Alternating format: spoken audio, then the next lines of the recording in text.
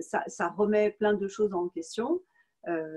En ce qui concerne le domaine de l'entreprise, c'est une sorte de bilan sur ce qu'on a fait jusqu'ici, les dernières précipitations, les dernières communications pour nos clients. On est en train de prendre conscience de ce qu'on peut leur apporter réellement, du service qu'on peut leur fournir et de ce qu'on a fait jusqu'ici et de la manière dont on pourrait l'améliorer ou du moins l'adapter à l'après-crise, hein, parce que forcément les choses, au moins pendant quelques temps, seront changées. On ne va pas se rejeter tout de suite dans le monde dans lequel on était avant. On ne va pas reprendre les communications comme s'il ne s'était rien passé, en disant voilà, tout ça est derrière nous, puisque de toute façon, rien ne sera plus jamais comme avant. Ce sont ces prises de conscience professionnelles sur le sens de notre métier, le sens du service qu'on apporte aux entreprises, le sens des priorités aussi dans la vie en général, professionnelle et personnelle.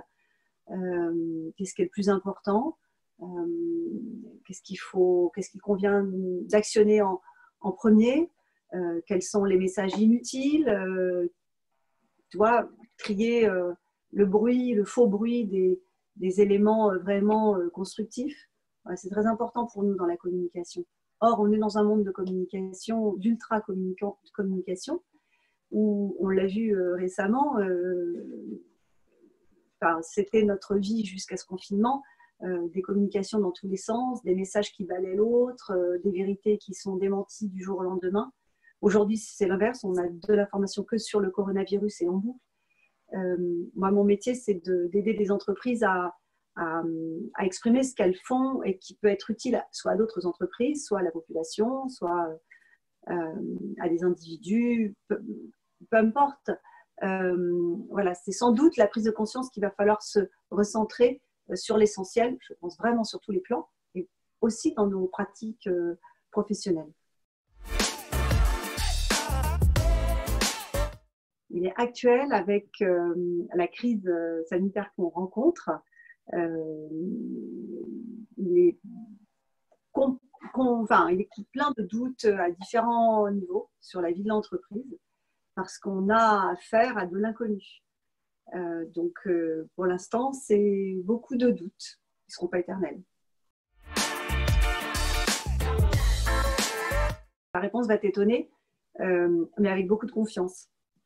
C'est-à-dire que le doute existe, il est concret, il est réel quand on interroge les juristes, quand on interroge les comptables, quand on interroge tous ces gens qui sont les experts dont nous avons besoin pour mener l'entreprise. Eh bien, c'est le doute. La réponse, c'est le doute partout. C'est les réponses incomplètes. Donc, il faut de la patience et il faut de la confiance.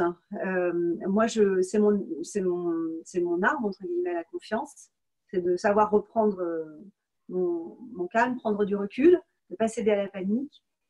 Et puis dire que la phase 2, le doute, c'est toujours une phase. Et donc, il y aura une fin de cette phase. Donc, voilà, il faut savoir garder confiance en un avenir, en des solutions, en des routes qui vont se dessiner, qu'on ne connaît pas forcément encore maintenant, mais en fait, il faut accepter de ne pas les connaître maintenant. Ça, c'est ma façon de réagir, c'est un peu ma façon de vivre.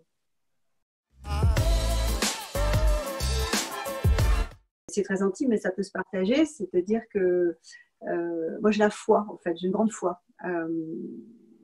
J'ai une pratique religieuse et j'ai une grande foi. Et en fait, ça me construit complètement. Donc, c'est ce qui me donne cette confiance. D'ailleurs, le mot confiance vient du mot fides, qui veut dire foi en latin.